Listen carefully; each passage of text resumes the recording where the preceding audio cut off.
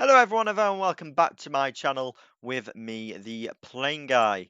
Now, within this video today, we are going to be having a look at the PMDG 737 NGXU. I should actually add a series of videos from this point. So, yes, finally, I've gone ahead and done a training series for the 737. Now, just in case you're a little bit unfamiliar as to how my training series of videos works, what we do is we publish a series of videos explaining not only how to do a cold and dark on the airplane, how to take it off, climb, land it, and so many other things as well. So this here is the first video, which will pretty much tell you how to pre-flight the airplane from cold and dark. I certainly hope you do enjoy it. And then, of course, we'll be having other videos come out on the channel as well, which explains how to do how to climb the airplane, how to taxi it, how to take it off, how to land it, how to descend it, all that good stuff here as well. And I do apologise as well if anyone is actually watching, because I do actually already have a 737 cold and dark video out there, which I was meant to do with some other videos. Unfortunately, I've lost them all, so I've literally had to redo it. Of course, we're not just doing those series of videos as well with this tutorial, like my A330. No, we're actually going to be doing some more videos with this as well, so I'm probably going to be talking to you about how to do certain type of approaches with it. I'll also be talking to you about the EFB and how to put certain types of equipment on the airplane. So we're not just going to be sticking with the three usual tutorial videos with this one. No, we'll be doing a couple more. And like I say, if you've got any questions about them themselves, please make sure you do go ahead and put it down in the comment section below. I really would appreciate that. And of course, if you are new to the channel, please do not forget to hit that subscribe button to never miss out on any of the action and to be notified as well as and when we do upload videos. And all that's left for me to say, everyone, is just to sit back, relax, and hope you enjoy the video. And at this time of year when I'm actually recording it, I'd like to wish everyone a happy 2021. So yes, thank you very much, everyone, and we'll get straight on with the cold and dark. Okay, everyone, so this here is the airplane that we'll be flying today. This is Golf Foxtrot Delta Zulu Yankee, a 737-800 from TUI, and today we're on the ground here at Manchester, Terminal 1, I should add. Now, normally TUI do operate from Terminal 2, which is this terminal over here, but that's closed at the moment in real life, so I believe that TUI are actually operating from Terminal 1, so that's why we're on Terminal 1 today. And we'll be operating a flight out towards Palma as the Tomjet 2 for Mike. Tomjet being TUI's call sign now. So, as you can probably also hear as well, we are on VATSIM today, so we are going to be simulating some ATC procedures with that. We do actually have some aircraft over here. So, without further ado, let's head into the airplane and let's get set up for our flight.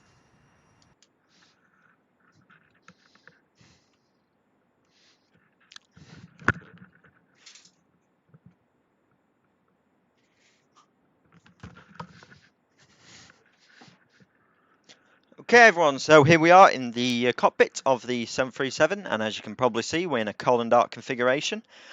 In regards of coming onto the flight deck and finding the airplane in a cold and dark configuration, this is something that can vary quite a lot depending on airline and airport procedures. Considering that Manchester is one of TUI's bases, I highly doubt on the first flight of the day you would see it in a cold and dark configuration. I think it's more likely that an engineer would come on and they would turn on a few of the systems for us, as well as that they also need to sign the airplane out as well. So yeah, it's a little bit unlikely. That being said, pilots are trained to do a cold and dark, and it would be more likely you would have to do the setup when you're more like at an outstation, operating the first flight of the day, so to speak. That being said, though, for me, I like to always load up my airplanes cold and dark on the first flight of the day, whether it's 8 o'clock in the morning, real time, or 8 o'clock at night. I always like to load it from a cold and dark state because it's just fun like that. That being said, you do have the option for that. All you simply need to do, because obviously when you first load it up, it's going to be in a default state. Go to PMDG setup, go to state panel load, and I've got a few autosaves here, but no matter. Keep scrolling down, you'll eventually find NGX cold and dark, which is a state that we've loaded up from today. We also have NGXU long and NGXU short, long being a long turnaround state and a short being a shorter turnaround state. I do believe the long turnaround state would be more of the realistic one if you are wanting to simulate an engineer's already been on. Speaking of which, usually when the engineers first come on to check the airplane, they usually do have to sign a few things within the tech and maintenance logs. That's also something that we do need to check on the first flight of the day. However, unfortunately, that's not simulated, so we can't do that. As well as that, when you first enter the cockpit, there's also some security checks we need to do, but we can just skip over that yet again because it's a simulator and that's not overly functional. But one or two other things we can do is we can carry out some of the emergency equipment checks, like one of them is to check that the emergency escape rope is tied to the airplanes, just in case we do need to evacuate via the windows. Obviously, you want to make sure the rope is tied, otherwise it's going to be a very unlucky day for some pilots there. Unfortunately, that's not simulated, so yet again we have to skip over that. The only real thing we can check is the oxygen, which we will be checking momentarily. Something else we can do, though, which is the next best thing to checking the airplane's maintenance logs, are to go ahead and head on over to PMDG setup, go to aircraft, go to failures, and here we can see if there's any issues wrong with the airplane. Of course, planes can actually fly with a few tech issues. You want to make sure that said issues are not on the minimum equipment list, because like I say, if you've got any failures that are stated on your minimum equipment list, then obviously you can't fly the airplane safely, so hence you shouldn't do that. But like say for instance, if the APU wasn't working, then you can fly without it. In terms of operations, it does make life a bit harder, but it is still something you can still fly with. But still you can coordinate with that pretty much how you want to do so. Right, so next thing we can do now is we can get some power onto the airplane. Very simple, come up here to your overhead panel, put the battery on, like so, and voila, we have some power. Now, just give it a few moments here. You want to make sure you do actually have a battery discharge light, because at the moment we only have the battery, which is a DC system powering the airplane. And just like the batteries in your remote, that's eventually going to run out of power. It happens very quickly though on airplanes. So I don't like to leave the battery on for too long. I like to get some AC power on as soon as possible. But before we do that, I'm just going to check a few things here. Make sure there's no discrepancies with the electrics at this present moment in time. I'll also just do a test on it as well. And as you can see there, we actually have the battery discharge light. So I'm just going to leave that on that, and standby power, that is good. Right, so now because we do actually have electrical power, I'm actually going to go ahead and perform a safety check. So the first thing I'm going to make sure is that my parking brake is set as applicable. For us, we have no hydraulic power, and it's the hydraulic power that powers the parking brake. So there'd be no point pretty much turning it on because it won't work, plus we're on the chocks anyway. So we can go ahead and just skip over that. Next thing we want to check is the landing gear. You want to make sure that is down, which it is. And other things just include the weather radar and your thrust levers and stuff like that. But for me, I'm actually going to go through the actual safety checklist, which is on my checklist here. So first thing is battery. You want to make sure that is on. Standby power is automatic, which it is, like so. Alternative flaps and gear. These are all these switches here. You want to make sure they are guarded, which they are. Wipers, they're in the park position, which they are. Landing gears already checked, are down. We've got 3 green lights, and we also have 3 green lights up here as well. That's fabulous. Weather radar, that is off, which is good. Parking brake is off for the moment because we're on the chocks. Thrust levers, I also just like to check it at this stage here as well. Just make sure I've got no problems with my actual side tech throttle quadrant here. Also test to make sure that we've got a takeoff config warning. And when we actually do that with AC power, we'll actually get the illumination here as well, which I will repeat. Also want to make sure that the flaps are up as well, which they are. So that's the safety checks complete. Now, the next thing I'm going to do here is I'm going to get some AC power on the airplane. 2 ways you can do this. You can use the APU.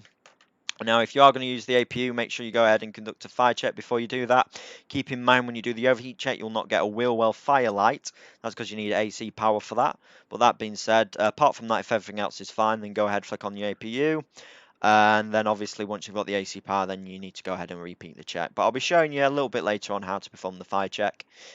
So that's how, and I'll also be showing later on as well how to get the APU running as well. But for us today, we're just going to use the ground power, just in case it's not available for yourselves. What you want to do is you want to head over to FS Action, go to ground services, and you see here as well, we have options for a jetway plug, and you've also got options for a GPU cart here as well. Let's select that as applicable, and then all you simply need to do there is hit request. Once available, you get a ground power light available. I'm just going to check the volts on it, 116, it's fabulous. As you can probably see there, the volts have gone down on the battery as well. So let's not dilly-dally, let's get some AC power on the airplane.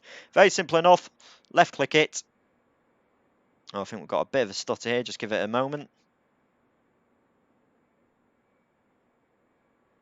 Or big lag spike here, even I should say.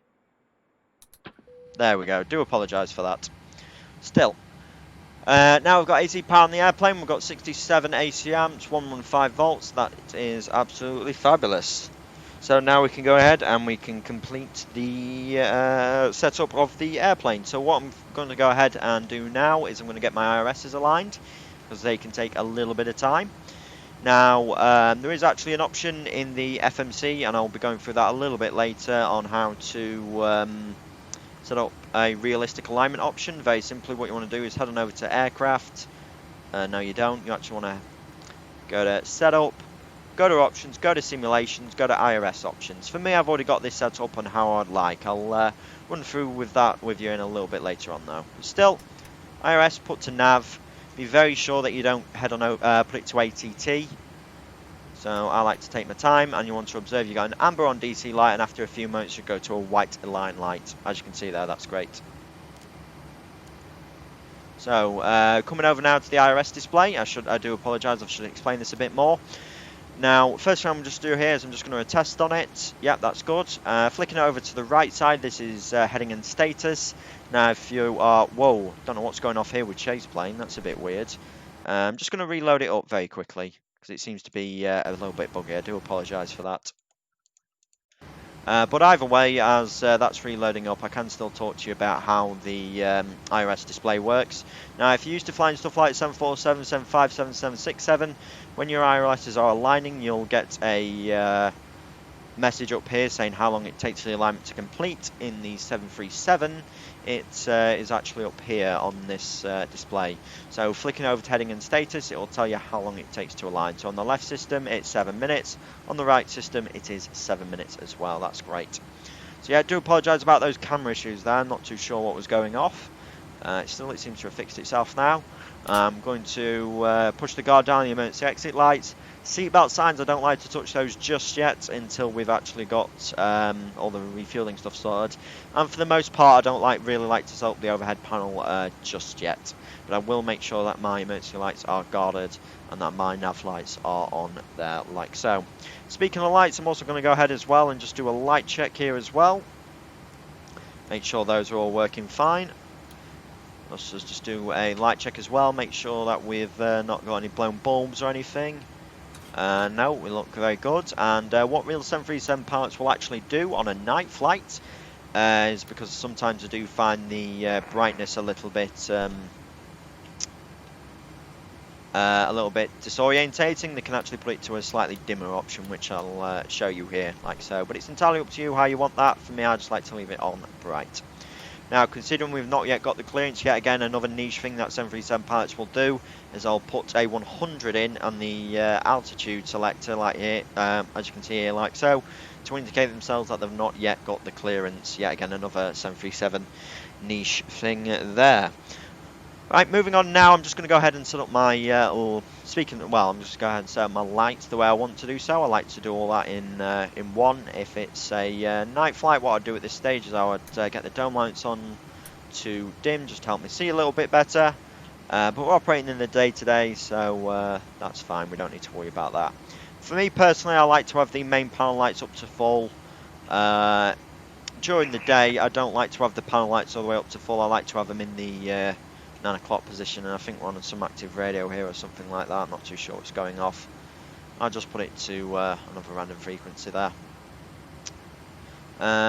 Circuit breakers, I always like to have those upon, actually no, I don't like to have them up on full. I like to have them about the 12 o'clock position, so we still have some lights with them. But still, when it comes to these sort of lights, set them up however you want to. It's up to you how you'd like to do that. One of the things I do recommend though is turn on your windshield air. For me, considering that it is the winter and it's a little bit cold, I'm also going to turn on my foot air as well, just for personal preference. I'll also do the same thing on the FO side. And I'm also going to go ahead and check my oxygen as well. That's good. Check the FO side if you want to, but I'm not going to go ahead and do that. We'll also check the crew oxygen here as well, and we've got just under 1600. Two is on the flight deck today, we need about 1000, so all good with the oxygen there. Okay, so next thing I do here is I'll go ahead and set my screens the way I want to do so. So I'll go airport data, STA, HPA, and I'll select to have meters on as well. Yeah, again, that's my own personal preference. Set that up however you want to. So super. Next thing I'll also do here as well, I'm going to call for catering, because we are going to need that. Now, normally catering would have already been on the airplane, but yeah, again, this can differ. But for me on the sim, I like to just call that now. I'm also setting up the radios how I want to do so as well. For me, I like to have the speaker on, I like to have the service intercom on, and the PA on as well. In terms of the actual radios itself, you want to make sure that this knob is in B, that's set to boom, and that is on normal, which they are, so that is brilliant. And I usually leave my radios at this stage. I don't like to do anything with them just yet. I just like to wait until I'm a little bit further in the setup to get those tuned in, ready to contact ATC. What I will do now, though, is I will conduct a fire check. So, starting off with the inoperative check, we have the fault APU detection inoperative light, which is correct. And we should get a master corrosion with an overheat undetection. That's great. Yeah, again, doing a fire overheat check. Now, if we had no AC power on the airplane, you can still do the check, but you just won't get the wheel well light. We should have a fire with a master caution. I'll just check that we can silence the fire bell there like so, which we can. I'll just do that again. So we've got all the extinguishers lit up, wheel well, engine 1 and 2 overheats, master caution, fire warning, overheat detection. That's fabulous. I'll also check the bell cutoff as well. And if you're using the newer style cutoff switches on the 737, which we're using here, they will light up red, indicating that you got a fire, just like how it would do on the 757, 767, such thing. Right, I'm just going to use the bell cutoff to silence that. Be very careful, because there has been times before where I've activated the APU fire. Well, I've pulled the APU fire handle and I've wrecked an APU unit, which, like I say, you don't want to do, so be very careful when doing that. I'll also check my squibs here as well. Got 3 green lights. It means all the tanks are topped up for the extinguisher fluid, the retardant, I think is what you call it, which is good. We'll also do a fire check with the cargo system here as well. So yeah, again, you want to observe you've got 2 green lights there, meaning that the bottles are full. Forward, aft, and the distinguisher as well. We should only just get a fire warning with that, which we have. That's absolutely fabulous. So those are the fire checks complete. What I'll go ahead and do now is I'll go ahead and open up the doors so we can get the catering on. But we can also do at this stage is we can get the airplane's weight and balance sorted. Now, also what I do at this stage, if I'm flying an airplane that I've not yet flown, I'll head over to aircraft, I'll go to equipment, and I'll get the airplane set up and how I'd like to do so.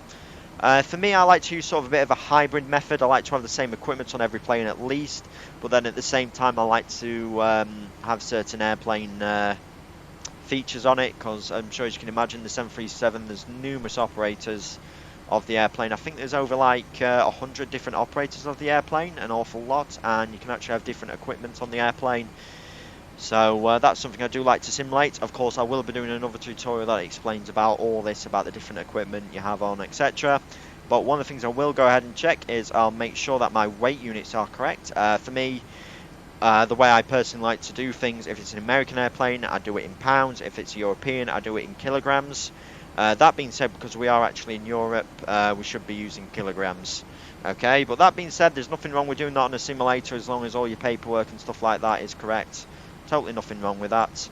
But like I say, that's just not how you do it in real life. But still, you want to make sure that you've got the applicable weight unit set, which for us it's pounds. So yeah, that's all good. Right, moving on now, we'll go ahead and we'll sort out the airplane's load for us today. According to my documentation, we are going to be taking 20.2 tons off to Palma today. So 20200, that's great. Payload wise, we're taking 180 passengers. I think it's 189 the max configuration of this airplane. Yes, on 2 it's 189, so we're missing about 5 seats there, but still 5 seats is not the end of the world. We have 2,500 in the forward and 2,500 in the aft. Now, before I go ahead and take note of those weights, one of the things you can actually go ahead and do after we've closed the doors here is we'll head on over to our EFB if you've got that installed. Yeah, again, I'll be doing another tutorial about the EFB is I'm going to go over to weight and balance. I'm going to hit read from airplane, and it's going to give you all the relative trim information, or the operating envelope, as you can see there. So our operating engine weight is 27.7, our takeoff weight is 24.7. As you can see there, we're all very nice in the trim ranges there, which is great. If you also want to as well, you can actually go ahead and load up the information. Well, you can type in all the information on here, which I am going to do. So the taxi out fuel today is 500, which I'm going to pop into the computer. And our planned trip fuel is 12227. Right, that's good. How do we get off that? Hide keyboard. There we go. So yeah, if you want to go ahead and you want to load up all the fuel information or the weight information from here, you can do that. There's a good few things I like about this, because this is how it would how you sort of plan for the load in real life. So these sections would be referred to as A, B, C, and D. So that is actually really helpful. So it's very helpful for the trim. That being said, I should actually point out that I am actually going off the figures which have been given to me via the operational flight plan. In real life, you would get that information, but then that is subject to change with the load sheet. Most airlines won't actually go ahead and put any weight information in until they have the load sheet. But unfortunately, load sheet operations, yeah, again, not something that's overly functional within a flight simulator. So for me, I just go ahead and I pop in the information from my documentation from SimBrief. So yeah, that's all good when, like I say, the operational range is there, so I'll make some notes of the weights at the moment. So 152.2, we're going to burn about 500, so it means takeaway free. So takeoff weight today is going to be 151.7. Now, we're not necessarily going to burn all that fuel, so I always like to round it up a little bit, which is a very safe thing to do. So we'll assume 152 is going to be our takeoff weight today. Our actual zero fuel weight is 132.0. For the zero fuel weight, we assume was at full about 138, so that's totally fine. And takeoff weight, we assumed of 157.9. Yeah, again, that's all good. Of course, in real life, we do have operational limits when it does come to the documentation. So let's just say we've got our load sheet now, and it's indicated that we have, we need to take an extra like 2 or 3 tons of fuel for, let's just say, some weather that's been developing. Then more than less likely we will need to get some new documentation, because, like I say, there is actually a page on it that actually says operational impacts, and any like changes over that, you'll have to get new documentation. That being said, normally from what I've experienced, anything under a ton in terms of weight, usually fine, and that will just go down as what referred to as last minute changes. That being said, we may be able to simulate all this a little bit better when Global Operations Center comes out. We may be able to get load sheet operation, at which point I'll probably do a tutorial about that. But still, stop me rambling on. Let's go ahead and move on and carry out the next thing, which for us is going to be boarding. So heads up, if you are refueling during boarding, leave your seatbelt signs off. But for us, we've finished fueling here. I don't like to simulate on the first flight of the day, so I'm just going to go ahead and flick the seatbelt signs to on, and I'll ask the cam crew to start boarding the airplane. Okay, so the next thing we can do now is, because we've actually gone ahead and we've sorted out the fuels, we've gone ahead and sorted out the weight and balance of the airplane, we can now go off and complete the overhead preparations. I'll just do that momentarily after I've just sorted out all the boarding stuff. So make sure the cargo doors are open, and that the door 1 left is open for the passengers. That is great. So let's go ahead and we'll complete the overhead setup. So IRSs, those are good. I think we are ready to just sort out via the FMC. I'll tell you what I mean in a little bit. Moving on now, these are the flight controls. You want to make sure that those are guarded. Spoilers A and B are guarded, alternative flaps are guarded, which they are, that's great. You also want to make sure this knob is in off, and as you can see here, we do have a few warnings, which is totally fine. You want to make sure that your damper is on though. Give it a few moments, light should extinguish, that's great. Navigation transfer switches, you want to make sure they're on normal and auto, which they are, that's great. Oops, sorry, I pressed the wrong thing there. Moving on now to the fuel panel, you want to make sure that your engine valves are closed and your spar valves are closed. Those lights should be illuminated. I'll also check my fuel temperature as well, because if it was indicating that it was -40 or 50, then we'd have a bit of a problem there, which we'd need to investigate further. Now, when it actually comes to the fuel pumps themselves, this is something that I do see varying quite a lot depending on airline-specific operations. I know some airlines that will go ahead, they'll just flick all the fuel pumps on now. For me, I'm not going to go ahead and do that at this moment in time. I'm just going to turn it on for the relative APU operation, which I'll show you how to do shortly. That being said, if you want to learn a bit more about airline-specific operations, I do discuss it a little bit more on my live streams, both on Twitch and on YouTube. I'll make sure I leave details down below. But still, if you got center tank fuel, what you want to do is you want to get the APU feeding from that. That's very helpful because it actually ensures that you don't have a bit of a misbalance within the airplane. Of course, let's just pretend we didn't have center tank fuel today, then what you would do is you would turn on your left forward pump because that's where the APU feeds off. But then take into consideration that obviously you're going to have a slight imbalance, which is something you'll need to manage a bit later on. But for us, we do have center tank fuel, so if you have got center tank fuel, turn on your left central pump for the APU operation, and like I say, if you're only on wind tanks, turn on your left forward. Simple as.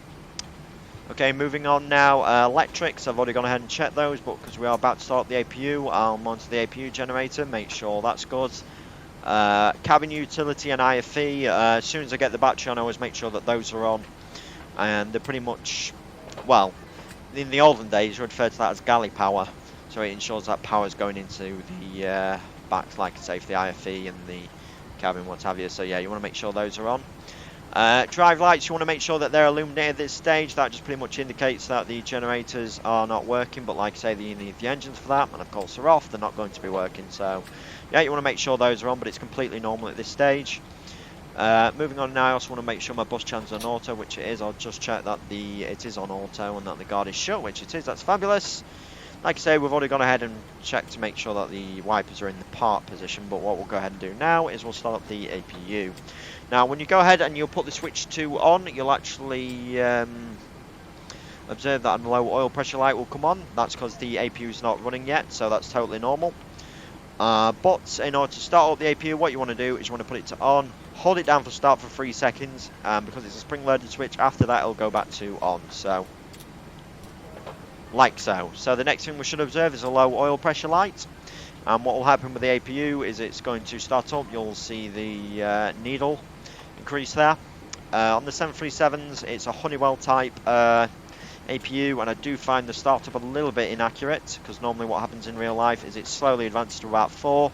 You have to wait a minute, and then usually you can get the on-bus lights. As you can see here, what it does is it surges, then settles back down, and then pretty much instantly we can get the APU on the bus. And like I say, in real life it takes about a minute or so, and it also doesn't surge like that. But it's fine though. Good advantage of this is that you don't have to wait ages for to get the electrics on the APU. Suppose there's a silver lining there. Alright, so what I'm going to do now is I'll, there we go. So we have 115 AC volts. Get the APU on the bus, and there we go, we're looking good. So I'm also just going to right click to get the ground power off so the ground crew can disconnect it. So I'll do that like so, job's a good one. Now moving on now with the check service intercom, do with that as you will. I just like to leave that into off. Dome lights, yet again, it's your own personal preference. I've already gone ahead and set those up, but lights, yet again, your own personal preference. Equipment cooling, you want to make sure those are on normal, which they are, that's great. Emergency exits, they should be in the arm position, which they are. Seat belts, they should be on, like I say, if you finish refueling. I'm just going to put that to on. I don't really overly simulate the chime system, so I just leave that in the on position. Moving on now to the engine ignition selectors, engine start selectors, whatever they call them, I've honestly forgot. One of the things you do with this is a lot of airlines will actually cycle the igniters. So in each engine we have 2 sets of igniters. You have the left set and the right set. So we have 4 igniters in total on this airplane, and usually for the first flight of the day what I will do is I'll use the right set in each engine, and then when I'm operating the return a little bit later I will use the left to ensure adequate wear and tear on both. So I'll just go ahead and put that over to the right. Moving on now, comms panel, don't like to touch that, but still it's on B, boom, normal, that's fine. No amber lights on the reverses, EECs are guarded, no lights there. Screw oxygen, we've already checked that. I've also got the indications for the gear as well, which want to make sure it's working, that's good. With the heat, go ahead and flick that to on, and observe they have 4 green on lights, which you do have. Probe heat, now this is a newer 737 that we are simulating, and I've just actually figured something wrong with that, and this is not something I would normally do, but it's something I've actually remembered. which I do want to show you, so I'm just going to change it. And I'll explain it in a little bit about what I've just done there. But on this particular airplane, they're on automatic, so once we go ahead and start all the engines, they'll actually turn on automatically. But even so, after start, what I'll do is I'll go ahead and flick them on anyway. This stage I'll also turn them on as well, because they will work, just to make sure that they are working, which they are now flicking back to auto. Of course, at this stage, because we're in the automatic position, they are actually off. Engine anti-ice, sometimes what I'll go ahead and do is I'll check the valves, make sure they're working. If you do want to go ahead and do that, turn off your APU bleed, and I'll just check that now. So wing anti-ice, turn that on. Should be a few seconds, the light should go out, which they have done, that's good. And I'll just make sure the engine anti-ice are working fine. Like I said, there's no bleed pressure in the system, so we should be fine. Just checking to make sure they're working as well. So I'll just turn the APU bleed back on there like so. I'll talk about the air panel a little bit. Next thing now are the hydraulics. You want to make sure that both engine pumps are on. Of course, the engines aren't running at this stage.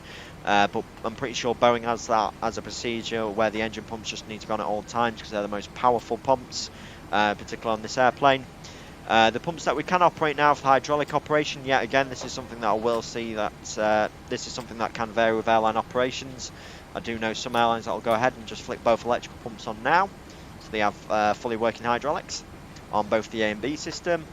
For me, I don't like to do that. What I'm going to do is I'm just going to keep the electrical B system on. So obviously using the AC power, we can power up the B system, and that's very important because the B system controls things such as the parking brake. So now we can actually engage the parking brake, which will be helpful for when we get the chocks out, and we need to engage it for the pushback. So I'm just going to turn that on at this moment. Here are your door warnings. Yeah, check those are applicable. It's showing me the forward entry and the cargo doors, so that's good. I'm also going to check my cockpit voice recorder. On some 737s, you do have an on and off switch, so that will appear. Yet again, when it comes to the equipment on the airplane, it's vary quite a bit. Well, it can vary quite a bit. Flick over to test the... do apologise, I'm getting ahead of myself here. So yeah, come up over here, go to your flight recorder, put it to test, and then test it. Simply hold down the button for 5 seconds, should get a green light. Job's a good one. Take it off like so. Right. Cabin pressures, yeah, you pretty much want to make sure these are on 0. Cabin altitude is on 0, so it's not climbing or descending. Yeah, like I say, you just want to make sure all those are on 0, that's fine. Moving on now, we're going to perform a few checks for the airplane, so we'll do a Mach airspeed warning check. That's good. We'll do a stall check. This is one of the more visual checks you can do. You want to make sure that the applicable control column is shaking as needed, which it is, so that's mine. We'll check the FOs. Yep, that's good. Right, moving on now to the air system. I'm going to put that to the passenger cabin.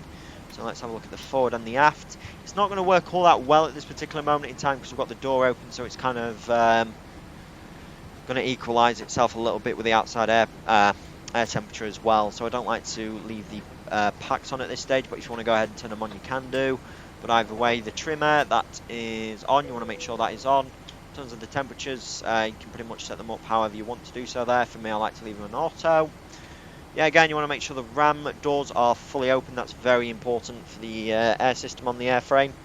Yeah, again, I'm not going to go through the entire system of how all that works. I don't really want to bore you to death. Well, not in this video anyway. Recirc fans, you want to make sure they are on auto, which they are. I'll also do an overheat check here like so. Put the isolation valve to auto. I'm also going to leave the packs off as well at this stage. Engine bleeds. For me, I do not touch the engine bleeds unless I'm performing a, unless I'm carrying out short takeoff procedures, at which point I'll turn them off and have the APU air get obviously air into the packs as needed. But still, a very important reason as to why I don't touch them is because a certain airline actually has that as a procedure. And the reason they have that procedure is because some pilots, I think previously in the past, have ended up cycling them. They've taken off, they've not realised they've left it off with the APU bleed, and the entire rubber jumbles ended up coming down. So I think that's a really safe procedure. So for me, as a general thing that I do on all 737 operations, I do not cycle the engine bleeds at all unless it's for short tail procedures, but even that's very rare for me, so I don't really end up cycling them. APU bleed, yeah, again, that's something I may cycle, but for the most part I don't end up doing so I end up getting a dual bleed warning. So at the moment, because we do actually have the APU operational, APU air is coming in through the airplane, and then once we go ahead and start the engine, I'll turn off the APU. But then, like I say, if the APU is off, it's not going to be providing air into the system, and yeah, I'll go ahead and turn that off as well. So yeah, cycle the APU bleed pretty much as needed. Sometimes I do forget to do that, but like I say, it's not overly something that you do need to worry about if your APU is off anyway, but still it's good to turn it off when you can. But for us, I'll still leave it on at the moment. Right, so in terms of the pressurization, we're going up to 35,000 feet today, so I'll tune that in. Just be wary when putting that in, because obviously step climbing is something that does happen, and like I say, just in case we are going to go a bit higher today, quite possibly maybe up to 39,000 feet. I doubt it, but still, if that is going to happen, you want to make sure you want to set it to the highest level, so make sure you go ahead and set that as applicable. Lying altitude for Palmer, I honestly don't know. I am having to just look on my charts for that at the moment in time. If you want to do so, though, you can actually go ahead over to your EFB, and it does give you an option for the terminal charts. For me, though, I don't really like using the charts to get on the EFB, though. That's just my personal preference. So I'm just going to use the ones that I actually have here using my laptop. So landing altitude Palmer is 27 feet. I'm going to put in about, well, I was going to put in 30 then. Yeah, I'll put in about 50. Okay, so moving on now in terms of the lighting situation, I'm going to turn on the wheel well lights, so that way the ground crew can see what they're doing. Also, if I don't really simulate it, so I don't worry about it, but if you are doing something like a walk around, then turn it on so you can have a bit of a better look in the wheel wells. Wing lights, I'll turn that on if it's a night flight. Anti-collision lights, obviously, leave off. Nav lights, they're on. Logo lights, I'll turn that on if it's a night flight. And speaking of these older set of lights, we do actually have some, oh my goodness, someone's on the same stand as me. That absolutely infuriates me. Still, I'll ask ATC to sort it out if they can do so. We'll have to sort it out in a minute. But still, the retractable lights, yes, on some older 737s you do have those. For me, on this particular airframe, I like to have just the new LED ones, which are the fixed ones in the wings. Relative with that, when it comes to the retractable lights, there is a certain operation for them. That's why I put them on, which I'd like to show you today. And yeah, obviously on the walk around, some pilots can turn those on, just check, make sure they are working like so. So let's go ahead now and we shall get the FMC ready. So I've just gone ahead now and I've just coordinated with air traffic control about the other airplane. Thank goodness it's sorted now. Yeah, again, I do apologise for that, but it's just the joys of that sim. There's nothing we can really do about that. So we'll go ahead now and we shall get the FMC sorted. So in regard to the FMC, first thing you want to do is make sure that your model is correct, which it is, 737-800. You also want to make sure that your engine rating is correct. Now relative with that, if you want something like the 700 or the 600, the engines will have different thrust options, and that's what it referred to as, how much thrust the engine can put out. And these specific ones, the CFM 56 Type 7s, I think they are. I honestly can't remember off the top of my head, but these engines on the 737-800, they should be kicking out 26,000 pounds of thrust, so you want to make sure the computer does know that. Like I say, this will vary on the series of 737 you're using. So I think on the 700 it's about 24k. So like I say, you just want to make sure that's right. Alright, dates, you want to make sure that's up to date, and for once it is actually up to date for me. It's usually out of date for me, in which case you would get a message saying so. So yeah, just want to make sure that's alright. Once you've done that, go to pause in it, and you want to put in your position. So for us, we are here at Manchester today. Make sure you're putting in your 4-letter ICAO codes. So Echo of Charlie Charlie, or it stands 6. And like I say, where you see these white boxes, this is necessary information. You do have to put that in. So for us, it's 21.6 West 00216. So that's all equaling up with each other, and so is that there as well. So I'm just going to copy the right one, and I'm going to stick that in. Now, before I do that, I'm just going to make sure the time is equal to the captain's clock. So it's saying GMT 15:17, 15:17. That's fabulous. We'll go ahead, put that in, and voila, we now have the screens up. That's great. So now we'll head on over to route, and I'll put in some information here. So origin, that is your current airport, so Echo of Charlie Charlie.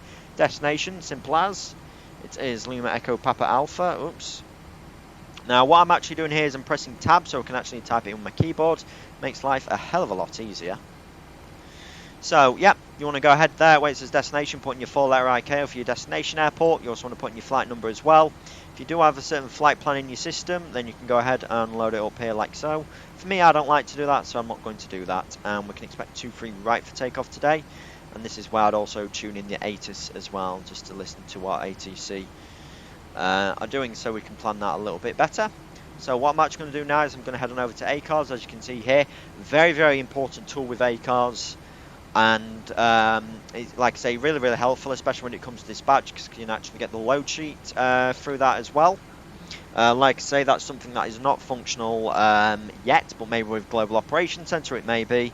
But still, this is very helpful, as you'll see a little bit later on, for when it comes to stuff like updating the weather, so on and so forth. So I'm going to go ahead and program that. I'll just put in any random old information because it's not really applicable for the STA. Destination STA, standard time of arrival. I'm just going to see what my sim brief documentation says, but I think we are a little bit late here. Yes, we are. But relative with that, we should be out of here about 15:30, and it's about a 2-hour flight, so I'll put in 17:30. Estimated time of departure, well, like I say, hopefully we can get out of here for 15:30. We probably won't, but shouldn't worry about that. And the flight time today is about 2 hours. Like I say, it doesn't have to be accurate. Like I say, in real operations it does, but you know, because we're not doing that, we don't have to worry about it too much. But yes, in real life, this is something you do need to make sure that is correct. But in a simulator, you know, you don't have to worry about it too much because it'll still work fine. So what I've just done there is I've just synchronized the data, so all that information is just syncing up. Whilst that's doing that, I'm just going to go over here to the next page. Auto land is available, yes, and it'll be a left seat landing. And what it's also going to do here as well, it's going to record all the various times which are applicable for the flight. So we're just going to leave that for a few moments. You'll know when it's sorted itself out. There we go, data link is active. And here it's what I call the UI status. It's a very interesting name, and what that's actually going to tell you is the certain times of stuff like your flight time, your block time, stuff like that. So I'll just let that run in the background. We'll go back to the FMC here, and we'll get planned for our takeoff today. So initially what I'm going to look for, should also point out as well, flown up Seidon stars, just hit DEP arrival. And what you want to do here is you want to go to DEP, top left. Make sure you've got the applicable runway selected, which for us is 23 right, and we're going to be using a Samba 1 Romeo like so. I'll hit route, hit next page, and this is where you can actually load it up. Now I'm just actually going to go ahead and load up the entire route today because it's a very short one. We may be using a different runway here, and actually, you know what, for that reason I shouldn't be doing that. I'm actually going to tune the ATIS in now, because Manchester is a little bit weird, because we may need to change the entire flight plan because it is a little bit iffy if they're using the 05. So let's take a listen. QNH1002 threshold QFE 993 hectopascal. Acknowledge a receipt of information whiskey. And so we have whiskey. Advise aircraft type on first contact. Manchester information whiskey. Time 1450. Runway in use 23 right. Alright, that's helpful. Transition level, flight level 65. Surface wind 210. 3 knots. Visibility 10. Kilometers or more scattered 600 feet. Temperature +1. Dew point +1. QNH1002. Alright, we have information whiskey. So, yep, that's all correct. We can continue with that. Like I say, it is a little bit awkward how, just in case you're using the 05s, because there isn't such thing as a Samba departure out of the 05s. So it would require some, we'd have to redo the flight plan. But the Palmer flight plan from Manchester when using the, is generally quite simple anyway. So we're out towards Roken, and then from Roken, Uniform November 13 airway to Lima Oscar Romeo Echo Sierra. So that's good, and then from that it's going to be the Laws 1 kilo. Now if it's a shorter flight, like now I'd load in the star right now, considering that's not the case, I'm not actually, you know what, I am going to do so. And the reason, I've just remembered why I do so, is it's very helpful for getting a bit more up-to-date timing information off the FMC. But I will not put in the runway yet. Like I say, we'll sort that out once we do get a bit closer. If it's a flight like KLM, Amsterdam to Heathrow, I will sort out the arrival as soon as I can, because those flights are just so busy. So, what I'm actually going to do here now is I'm just going to check, make sure all the applicable information's gone in for our SID today. Now, what would also happen with both pilots as well is they'll tick through all the distances on the legs page here, make sure they're all up to date and accurate relative to what the OSP says. For me, I just like to have a bit of a skim through here, as you can see there, and it's all looking fine as well, which you'd also do as well. But for us today, it's going to be a Samba 1 Romeo departure out of runway 23 right here at Manchester. For me, I've been flying for quite a long time on P3D. Most hours are actually on the 737, and most of them are actually out of Manchester using a Samba departure, as daft as it sounds. So this is a SID that I am extremely familiar with. That being said, I can't say it's exactly easy one because there's a bit of an iffy turn. But departing on runway 23 right, like I say, initially what happens is we'll be at 3 nautical miles. We turn on heading of about 274. So I always put 274 in the heading bug there, like so, which as you can see there at 3 miles, 274. And then what we do from that is we then start tracking. Well, like I say, we're flying in 274, then about 5 miles we turn left to intercept Torby and then intercept radial 334 inbound Honolly. And what I do with that is I tune Honolly on my side, 334, and this is the backup just in case you do want it. So 113.6. Like I say, because this is not a GNS, sorry, an RNAV departure, then we are totally fine, we can do this. And I'm also going to tune Manchester as well on 11355 to help us with the distances. Yeah, again, you don't have to do this with this type of departure directly, but for me, I just like to have a backup in just to be on the safe side. So I'll tell you what, initially I'll tune Manchester on my side, so that should come up with on the VOR number 1 page, and that should already be picking it up, which it is, and I'll tune Honolly on the other one, like so. But because I've actually tuned it on the other one, I'll have to put the applicable course heading in on this side, which is going to be 334. In which case, on my side, I'm just going to get the course lines out of the way for the moment because I don't really need it. So I'm just going to put in any random value, like so, just so it's not obscuring the magenta lines there, because that's what we'll be following today. So it's all gone in and it's fine. That looks good, so we'll go ahead and we'll hit activate with that, like so. Okay, that's great. Now, my screens are not how I like them, so I have TFC on, airport data, is that on? Yeah, data's on, STA. I don't like to turn on the weather radar or the terrain radar just yet. So with that all being said and done, we'll pretend we've gone ahead and checked that as needed. So what we'll go ahead and do now is we'll head on over to the Perfinit page. I do apologise, I've done this wrong. So route data, yeah, that's fine. If you also want to do so as well, you can request the winds, which I've just done now, which I shouldn't have done.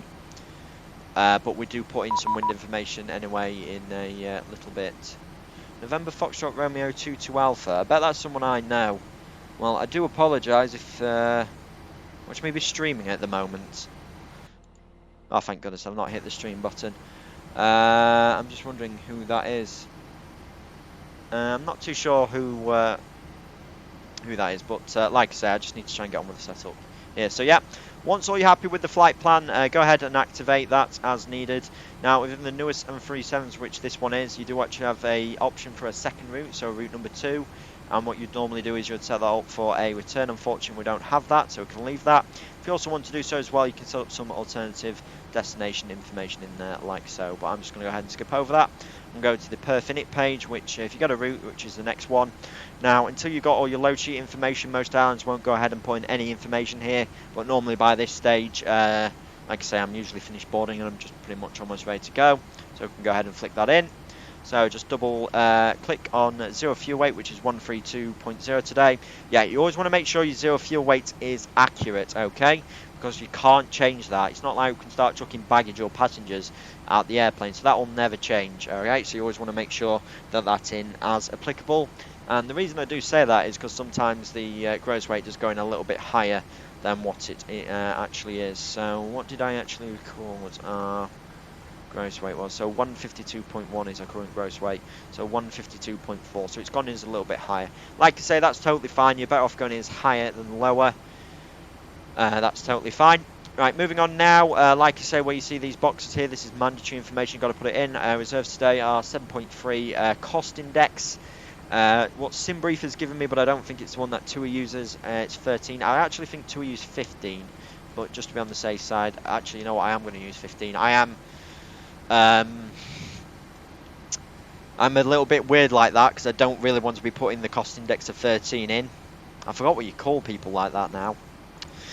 This here is where you put in your cruising altitude. Very simply, it's 350 here today. Saying the most efficient is 370, but we'll get airborne. We'll see what it's like. We may be able to climb a little bit higher. And superstitious, that's the word. I am superstitious. I'm not putting 13 in the cost index. I'll put it a bit higher. Keep in mind, though, the higher the cost index, the higher the fuel burn, the higher the speed. So we may drift into the reserve fuel a bit there.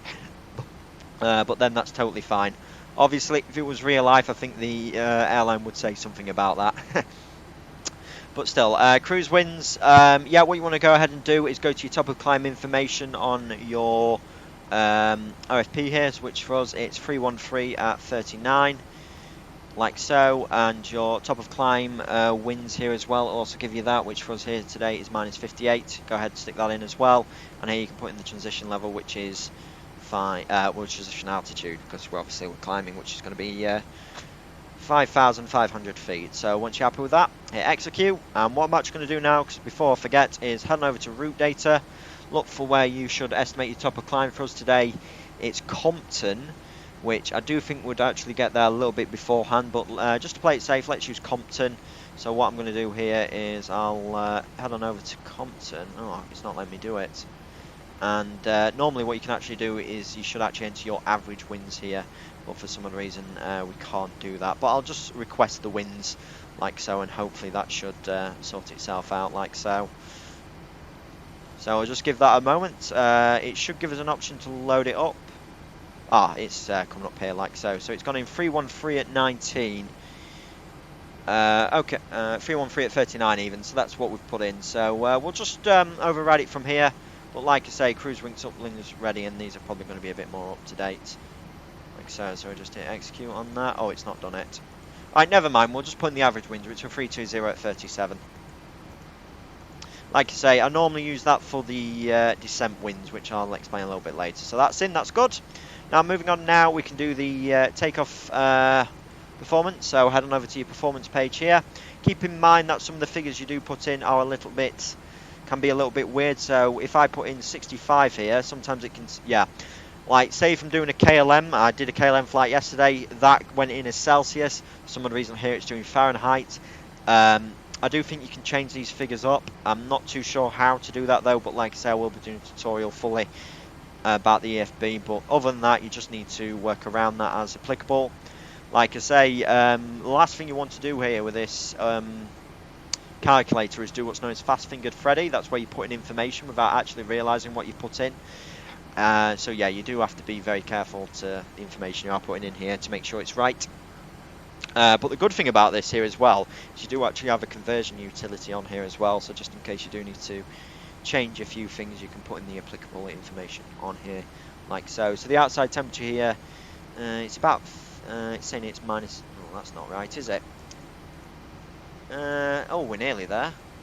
It's, yeah, so we're putting 35 Fahrenheit, Q1H is 1002, thrust rating is optimum, conditioning, that will be on, anti-ice will be off.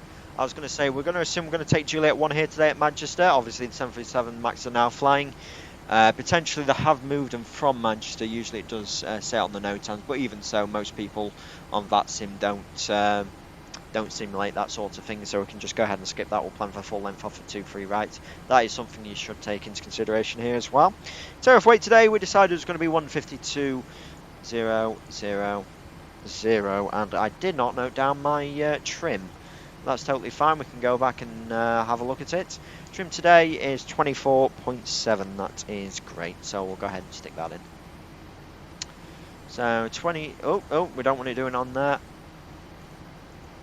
So 152, 123, and 24.7. Right, so once that invalid entry. Alright, well, we'll round it up to 25 then. So once all that's done, we'll hit calculate, and it will give us our data. Now for this, I will bring up the 2D panel pop-up, which is activated by hitting Shift F2. Just makes life a little bit easier for me putting all this data in. So selected temperature today, because you always want to try and use that way you can to help save engine life. It'll be 50 degrees, 89.9. It's gone to 89.7, but that's fine. And you also want to take note of your speeds here as well.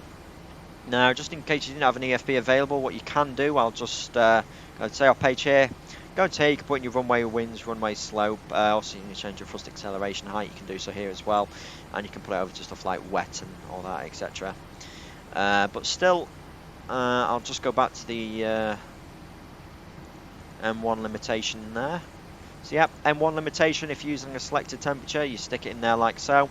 These here are pre-selected ones, so if you want it, so yep, 24k, in that situation use 87.6, 22k, so on and so forth. These are just pre-selectable ones, which I'll be brutally honest with, I never use. I always pretty much use selectable temperature.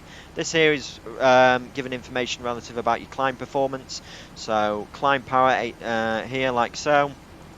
So if you wanted to use a little bit less climb power, you can engage CBL1, which means it's 10%, minus 10%, and CBL2 is minus 20%. But I'm just going to leave it on climb 26k and use a selectable temperature of 50, like so.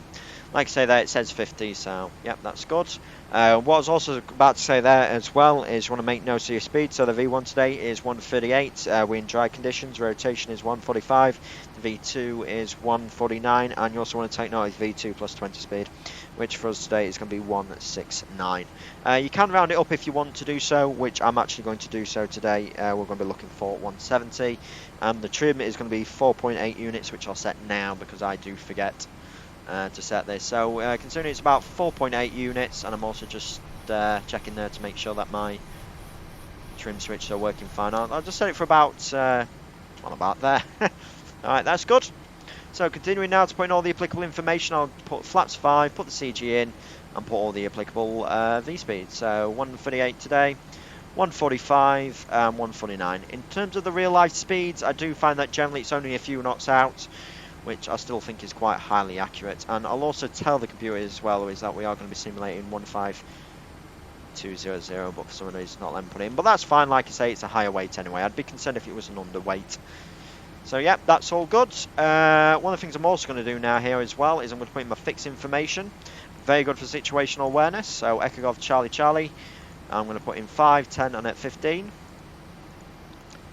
Like I say, what some real 737 pilots will do with this is they'll actually use these as visual reference points for when they want to have like such things as the flaps at a certain position. Obviously on the newer planes like the 787, and thus I do think the same technology has actually been ported over to 737 MAX. On the actual magenta here, it'll actually give you like a green dot and it'll say such things as F1, F2, F25. So they're visual indications along your route as to when you should actually be putting your flaps down, so on and so forth. But we don't have that, so in which case we use fixed information. Like I say, it's very good for situational awareness here as well. So that's all in like so, that looks good. Next thing I'm going to check as well is the climb performance. We have a speed restriction out here in Manchester, which is 250 below flight level 100. And you just want to make sure that all the information has gone in as necessary. I also check my climb power as well, which is going to be 88.4, that's good. And just in case you wanted a bit higher climb speed in this situation, it will be applicable above flight level 100. You can change it up here like so. And as you can see there, this is where I said take note of the V2 plus 20 speed, because it's going to be very helpful for your climb out as well. As you can see there, it's assuming 169 knots anyway. So yep. And like I say as well with that, the V2 plus 20 speed is very helpful when it comes to flat retraction as well. So that's why I say it's very important for the climb out. Still, the next thing I'm going to do now is I'm just going to make sure that we have been, well, got the airplane set up for Manchester return, just in case we do need it. Like I say, if we did have a Route 2 option, I'd make sure I go ahead and set that up. But obviously we don't have that, so we kind of have to forget about that. But just in case we do need to come back into Manchester today, I will make sure that my minimums are set up. And yeah, if we're coming back in, we'll be coming back in for 2-3 right. Frequency is 109.5. Obviously we can't put in the frequencies yet because we're tracking Honley and Manchester, so we can just skip over that. Yet again, same thing with the course situation, but what we can do is we can tune in the minimums for the return, which is going to be 449 on the Barrow. Like I say, this is something that most pilots will do when they can do so. Like I say, just in case we should have any problems, it's very helpful having stuff pre-selected already. Right, I'm also going to go ahead now and I'll get my speeds uploaded here like so. And quite honestly, I think this is pretty much us all ready to go here. So what we can actually go ahead and do now is, just before I forget actually, I'm going to go ahead and carry out a GPWS check. And then after that, we'll also do the pre-flight checks. Glide slow. Pull up. Now this is something, yeah, again, I always like to do on the first flight of the day, just make sure it's working properly. Terrain. Pull up. Right, that's good. I'll also do a TCAS check here as well, just after that's finished. I'll also do a weather radar check as well, but I'll do that when once leaving stand. And I'll tell you what we can also do here whilst we're waiting, we can close up the door, well, we'll close up the cargo doors. Because normally as well, when I'm ready to shut up shop, usually via the interphone or the service intercom, I'll tell the cabin crew to close doors. Obviously, it's not functional in this, you have to do it yourself, but it's what they do in real life. But for me, we'll just pretend we haven't got the final bits of paperwork yet, so we'll just leave the door open like so. So we'll go ahead and we'll do the pre-flight checks. So, IRSs. Those are set. Oxygen, that is checked 100%, we're good with that. Navigation, transfer and display switches, they are normal auto. Wind heat, that is on. Pressurization mode selector, that's on auto, just in case I didn't say it earlier, you want to make sure that is on auto. And similarly to how you would cycle the ignition selector for the engine start, there's two pressurization systems. So on this flight it'll use one system, the other system will be on standby. On the next flight the standby system will then become the active system, so yeah, again it ensures adequate wear and tear. Also check to make sure that the data is correct on the pressurization here as well, which it is, that's great. Flight instruments, well I've got heading 099 magnetic, 009 magnetic. 1002 on the HPA at 260, 1002 on the HPA at 260 feet as well, that's good. Parking brakes, yep, considering we've got hydraulic power on, I'll just make sure that's right. Which is just a little bit of a thing here as well, I should want to point out. We have two hydraulic tanks in the wheel well, I might be able to show you them actually, let's just see if we can get in there. I'll tell you what we're better off doing actually. Better off using the this view. Ah, look, here they are. Well, I think they are. Now, this here is the A tank, and this here is the B tank. The B tank is a bit bigger, so it is quite normal to see that little bit of a difference there. So, don't worry about it, but still, the B system has got good pressure in it, so we can put the brakes on, and we've also got good brake pressure here as well, so we'll stick that on. And we'll also ask the ground crew to get rid of the wheel chocks, but before we do that, we'll tell the cabin crew to close all the doors. And to confirm that all the doors are shut, monitor this here, yeah, that's good. And ground services, remove the wheel chocks like so. So that is good. Parking brakes are set, good pressure. So, engine start levers, these are cut off, and the gear pins, not simulated, but they are removed. So with that being said and done now, we just need to go ahead and get the clearance. Now it's likely that it will have changed, I always like to leave this till last. Time 1520. So it's information X-ray. Automatic. Runway in use 23 right. Still 23 right. Transition level, flight level 65. Alright, that's not changed, Surface that's good. wind Ground still online on 210. 12185. 3 knots. Visibility 10. Kilometers or more broken 2,300 feet, broken 3,400 feet. Temperature 0. Dew point 0. QNH 1002. Threshold. QFE 993 hectare. And so we have information X-ray, so we give ground a call and we'll ask for clearance. Manchester ground, good afternoon. Tom Jet 24 Mike, radio check.